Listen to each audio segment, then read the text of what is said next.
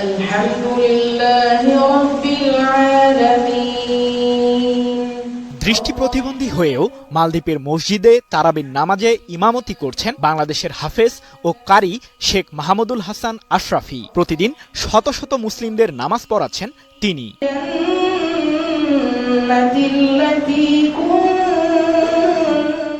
মাহমুদুল দুচোখ দিয়ে মালদ্বীপের প্রাকৃতিক সৌন্দর্য উপভোগ করতে না পারলেও ইসলামের আলোয় মালদ্বীপের স্থানীয়দের জীবনে এক নতুন দিশা দেখাচ্ছেন তিনি। বর্তমানে মালদ্বীপ ইসলামিক মিনিস্ট্রির তত্ত্বাবধানে হলুমাল সিটিতে অবস্থিত মসজিদ আল ওয়ালিদাইনে তারাবির নামাজের ইমাম হিসেবে দায়িত্ব পালন করছি। এই পৃথিবীতে কিছু মানুষ আলো ছড়ায়, যদিও তারা নিজেরা অন্ধকারে ডুবে থাকে। তেমনই এক আলো জ্বালানো নাম শেখ মাহমুদুল হাসান আশরাফি। দৃষ্টি প্রতিবন্ধী হলেও কোরআনের আলোয় আলোকিত করেছেন দেশের গণ্ডি পেরিয়ে বিদেশেও। চোখে দেখতে না পারলেও এমন সুযোগ পাওয়ায় খুশিতে আত্মহারা মাহমুদুল। আলহামদুলিল্লাহ, আমি এই সুমহান দায়িত্ব পালন করতে পেরে আমি অত্যন্ত আনন্দিত, উচ্ছ্বাসিত, আবেগরত। আলহামদুলিল্লাহ, আমি মনে করি এটি আমার জন্য এবং বাংলাদেশের জন্য এবং বাংলাদেশের কোরআনিক প্ল্যাটফর্মে যারা কাজ করে তাদের জন্য এক দৃষ্টান্ত হয়ে থাকবে। এর আগে আন্তর্জাতিক অঙ্গনেও মাহমুদুল ছড়িয়েছেন নিজের প্রতিভার আলো। ইরানের আন্তর্জাতিক কোরআন প্রতিযোগিতায় বিজয়ী হয়ে বিশ্বের দরবারে তুলে ধরেছেন বাংলাদেশের সুনাম।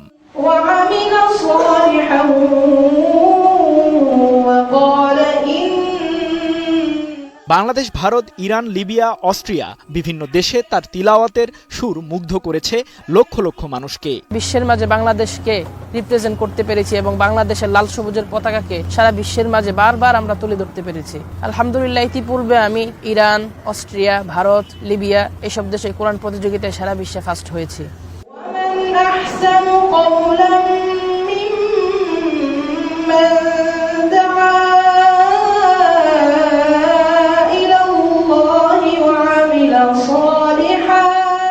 এবার মালদ্বীপের ধর্ম মন্ত্রণালয়ের আমন্ত্রণে পবিত্র তারাবির নামাজের ইমামতির দায়িত্ব পালন করছেন মাহমুদুল। হুলহুমাল সিটির মসজিদ আল ওয়ালিদাইনে তার সুমধুর কণ্ঠে ধ্বনিত হচ্ছে কোরআনের বাণী। আর তার লেখাপড়া প্রথম স্টার্ট হইল এই বালুচর গ্রাম মাদ্রাসা, বালুচারি মাদ্রাসা আছে, হাফিজা মাদ্রাসা, এই মাদ্রাসা থেকেই তার লেখাপড়া শুরু। আমাদের এই গ্রামের মুখ উজ্জ্বল করেছে।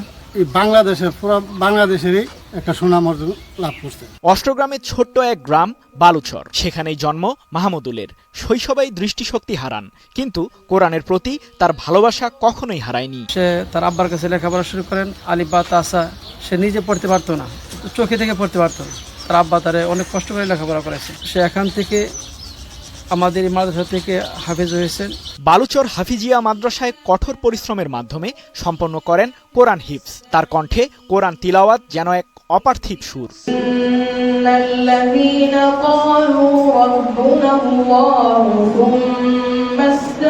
আমাদের এই পরিবারটাই হাফেজ এবং আলেমের বংশধর। মাহমুদুলের এমন প্রতিভায় মুগ্ধ এলাকাবাসী। দৃষ্টি প্রতিবন্ধী হওয়া সত্ত্বেও শেখ মাহমুদুল হাসান আশরাফির এই অর্জন প্রমাণ করে যে সংকল্প ও অধ্যবসায়ের মাধ্যমে সব বাধা অতিক্রম করা সম্ভব। ভবিষ্যতে তিনি আরো বড় মঞ্চে বাংলাদেশকে প্রতিনিধিত্ব করবেন বলে আশা প্রকাশ করেন এলাকাবাসী। এখন মালদ্বীপে আছেন, মালদ্বীপে তারাবি পড়াচ্ছেন। এটা তো আমাদের জন্য খুবই আনন্দের বিষয় যে আমাদের এই প্রত্যন্ত অঞ্চল থেকে মাহমুদুল হাসান আশরাফি আজকে এসে মালদ্বীপে তারাবি পড়াইতেছেন।